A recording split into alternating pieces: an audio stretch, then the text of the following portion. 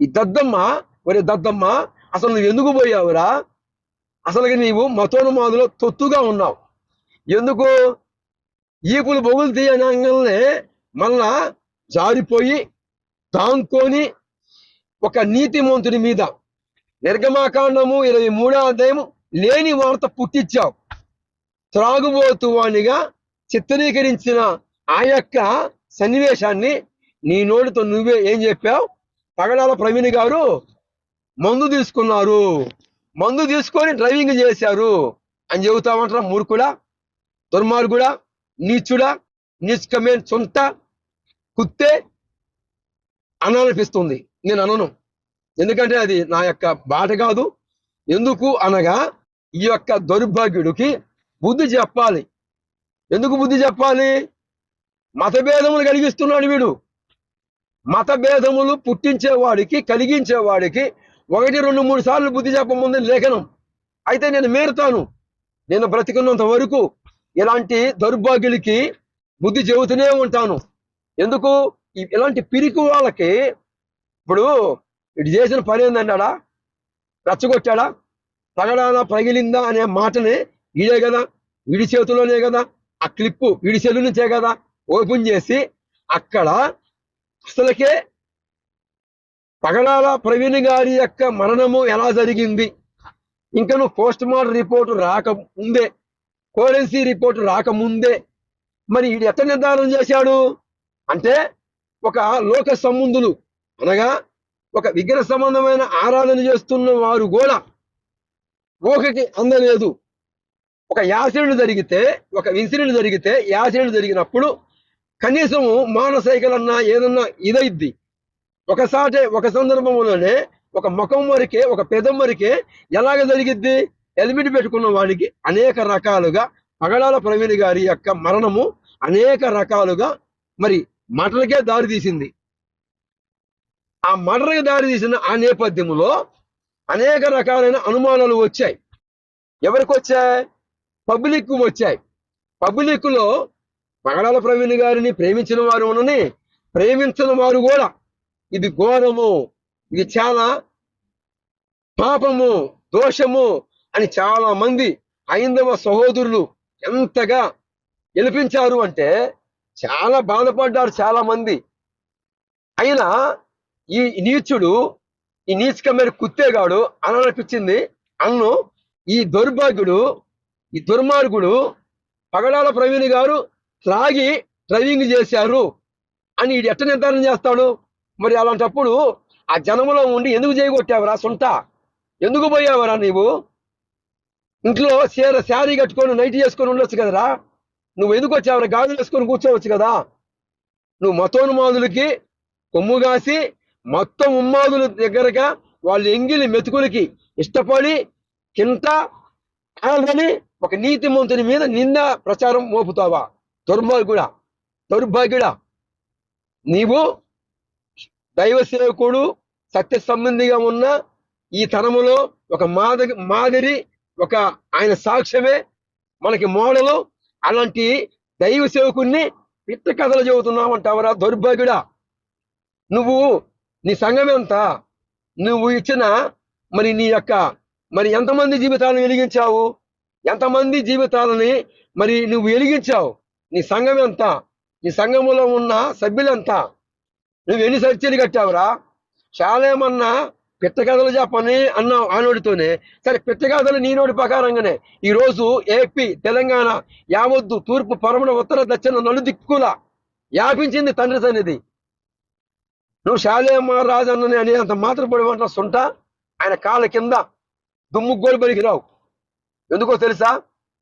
నీచకమైన కుత్తేవి నువ్వు నీచకమైన కుత్తేగాడివి. నేను అనాలనిపించట్లేదు. అందుకే ఇలాంటి దౌర్భాగ్యులకి, వింటున్నారా ప్రియ సోదరులారా? నేను అన్నది నిజమే కదా, వాస్తవే కదా. ఈ దౌర్భాగ్యుడు పిరికోడు దాంకొని నిన్న వచ్చాడు బయటికి. నిన్ను వచ్చి కళ్ళు తెరిచాడు వీడు. పుట్టిన 3వ రోజు పిల్లలు ఎప్పుడో కళ్ళు తెరిస్తే ఈ దౌర్భాగ్యుడు, ఈ లంగాగాడు, ఈ రకారంగాడు ఎప్పుడు కళ్ళు తెరిచాడు? పగడాల ప్రవీణ్ గారు 2 నెలలు అయింది ఇప్పటికి చనిపోయి. ఇప్పటికీ మనోళ్ళు చాలా మంది కేసులు వేశారు. అది సుప్రీంకోర్టు దాకా వెళ్ళింది. పిటిషన్లు వేశారు. ఆఖరికి ఫారెన్సిక్ రిపోర్ట్ వచ్చింది, పోస్ట్ మార్టం రిపోర్ట్ వచ్చింది. ఏమొచ్చింది?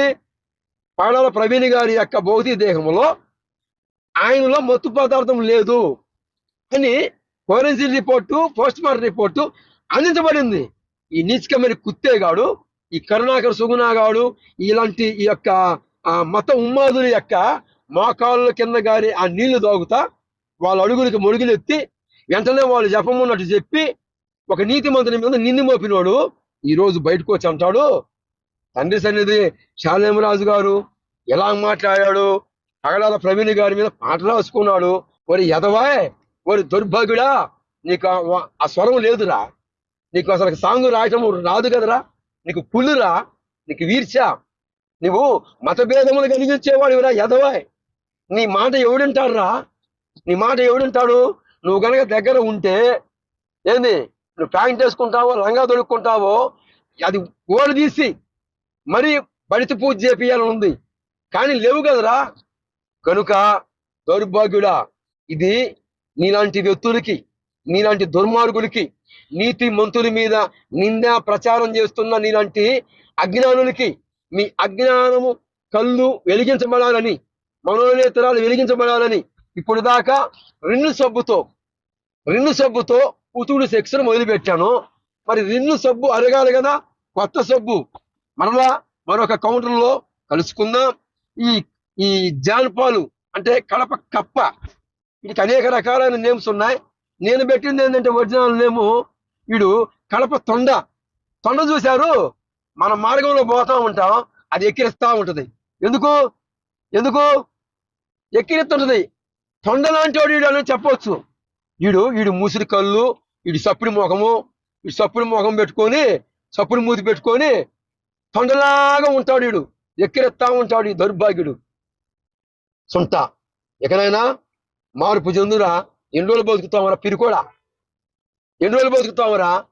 దైవ సేవకుడు నీతి మంతులు దుర్రా ఇప్పటికి పోరాడుతున్నారు, ఇప్పటికీ కోర్టులో పిటిషన్లు చేస్తూనే ఉన్నారు, ఇప్పటికి సత్య సంబంధి అన్న వారి పక్షమున ఏజమాడుతూనే ఉన్నారు.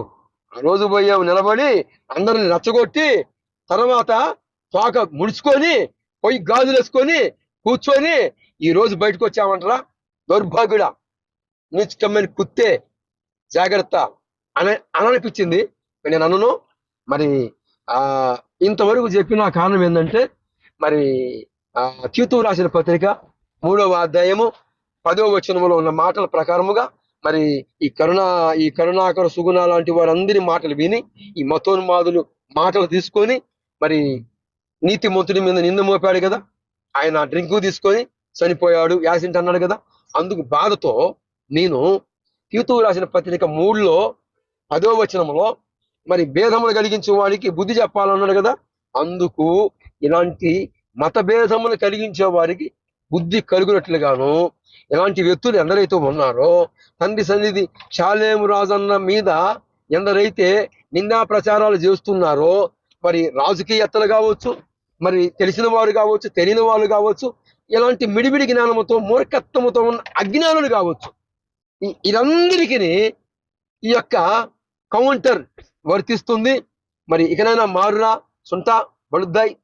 మరి ఇంతటితో ఈ మాటలు ముగిస్తున్నాను. మరి నా మాటల ద్వారాగా ఎవరన్నా కానీ బాధపడితే మరి ఏం చేద్దాం? మనమేమో మాట్లాడలేము.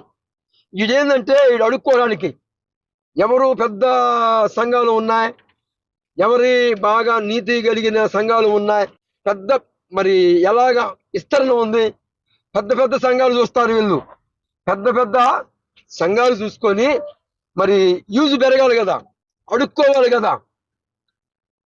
అడుక్కోవటానికి డబ్బులు పడాలి అంటే మాకు ఒక నీతి మంతుల మీద నిందా ప్రచారం చేస్తే, అరే చాలా మంది ఇలా మాట్లాడా, ఒరే వీడు మాట్లాడుతున్నాడని అందరూ అమాయక ప్రజలు ఉంటారుగా, వీడి క్లిక్ చేసినప్పుడు వీడికి యూజ్ పెరిగిద్ది, యూజ్ వచ్చింది కాబట్టి వీడు యూట్యూబ్ను కూడా అడుక్కోవడం మొదలు పెడుతున్నాడు. యూట్యూబ్ ద్వారా కూడా అడుక్కొని వీడు ఏం చేస్తున్నాడు? భిక్షాలాటం చేస్తున్నాడు. ఒరే బాయ్, అపొస్తలుల కార్యము 3వ అధ్యాయంలో కూర్చోడు ఒకడు. వాడు దేవాలయం దగ్గర, శృంగారమైన దేవాలయం దగ్గర అడుక్కుంటున్నాడు. పేతురు యోహాను చూసి, మా కలిగిన నామంలో నువ్వు లేచి లేకమున్నప్పుడు వాడు స్వస్థ పొందాడు. మరి నువ్వు కూడా అలాగా కుంటి వేషం వేయరా, 2 కాళ్ళు లేనట్టుగాను, లేకపోతే దోగాడు, రోడ్ల మీద దోగాడు పాకు. ఎవరన్నా దారిని పోయాడు, క్రైస్తవులందరూ కలిసి ఎలా ఒక 4 రూపాయలు వేసుకుంటాం, నేను కూడా వేస్తా, నేను కూడా ఒక 4 రూపాయలు నీకు పంపిస్తా, అడుక్కో, అట్టడుక్కో. కానీ నీతిమంతుల మీద నిందా ప్రచారం చేస్తే నిర్గమాకాండము 23వ అధ్యాయము వర్తిస్తుంది. జస్ట్ ఆల్, ఖబర్దార్, జాగ్రత్త.